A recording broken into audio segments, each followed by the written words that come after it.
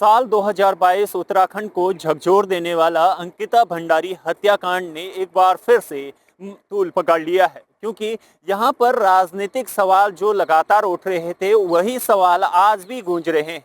प्रदेश भर में प्रदर्शन भी हुए थे, सदन तक आवाज गई थी, पर समय के साथ साथ मामला ठंडा हो गया और वही फिर से सवाल उठ गया कि आखिर अंकिता भंडारी मामले में आखिर सरकार ने क्या ठोस कदम उठाए थे। वही सवाल फिर से उठने लगा है, क्योंकि पूर्व विधायक की पूर्व पत्नी ने ये खुलासा किया है। उन्होंने तमाम वीआईपीओं के नाम लिए हैं। आखिर वो वीआईपी है कौन जिसको सरकार लगातार बचाना चाहती है? क्यों सरकार उसको बचाना चाहती है, ये उत्तराखंड की जनता लगातार पूछ रही है।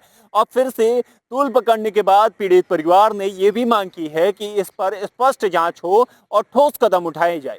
अब सरकार पर भी सवाल है कि आखिर सरकार ने क्या ठोस कदम इस पर उठाए थे, क्यों सरकार ने चुप्पी साधी थी, क्योंकि वीवीआईपी का नाम यहाँ पर सामने आया था, पर सरकार ने समय के साथ दिशा ही बदल दी थी और सरकार ने चुप्पी साधी थी। आइए आपको इसी रिपोर्ट में बताते हैं कि आखिर मामले ने तूल क्यों पकड़ा हुआ है।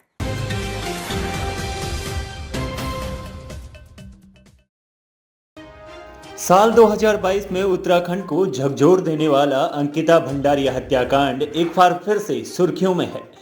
18 वर्षीय युवती की हत्या के इस मामले ने उस वक्त पूरे प्रदेश में आक्रोश पैदा किया। विरोध प्रदर्शन हुए, सड़क से संसद तक सवाल उठे, लेकिन समय के साथ मामला ठंडा पड़ता नजर आया। एक बार फिर से इस हत्याकांड ने राजनीतिक भूचाल ला दिया है और सिर्फ सीधे तौर पर सरकार, जांच एजेंसियों और सत्ता तंत्र पर गंभीर सवाल खड़े किए हैं। अंकिता की हत्या के बाद कई राजनीतिक साजिशों और प्रभावशाली लोगों की भूमिका को लेकर चर्चाएं शुरू हो गई थी। तब भी एक वीवीआईपी प्रकरण सामने आया था, लेकिन जांच की दिशा और सरकारी चुप्पी के चलते वह मुद्दा धीरे धीरे दब गया। सवाल यह है कि क्या सच को जानबूझकर दबाया गया?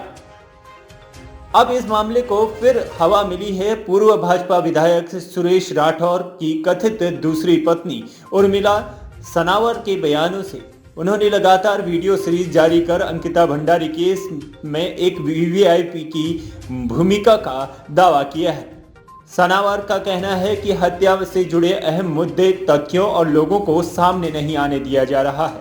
सनावर ने अपने बयानों को एक महत्वपूर्ण गवाह की भी चर्चा की है, जिसमें यह आशंका और गहरी हो गई है कि कहीं ना कहीं सच्चाई को दबाने की कोशिश हुई है।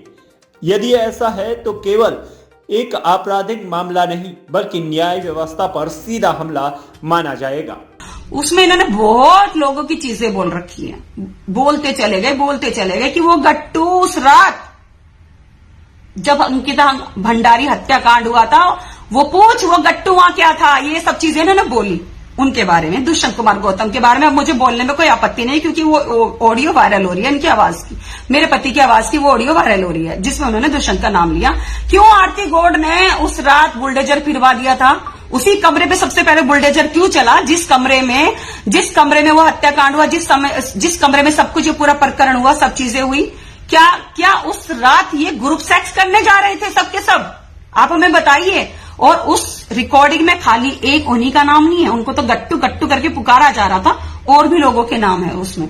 और भाजपा में इस्तीफा और सियासी दबाव साफ, यानी मामले की गूंज इतनी तेज हो चुकी है कि मंगलवार को एक भाजपा नेत्री ने पार्टी की सदस्यता से इस्तीफा दे दिया।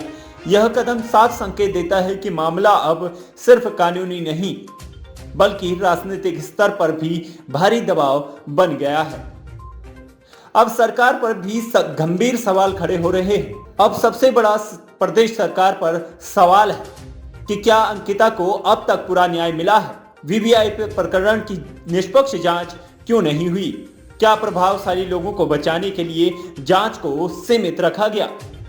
पीड़ित परिवार को न्याय दिलाने के लिए सरकार ने क्या ठोस कदम उठाए? ये बड़े सवाल हैं। प्रदेश की कानून व्यवस्था और प्रशासनिक पारदर्शिता पर भी सवाल खड़े हो रहे हैं। यदि बार बार एक ही मामले में नए आरोप सामने आ रहे हैं, तो यह मौजूदा व्यवस्था की विश्वसनीयता पर बड़ा प्रश्न चिन्ह लगाता हुआ दिख रहा है। इन ताजा खुलासों के बाद एक बार फिर से सीबीआई जांच की मांग तेज हो रही है।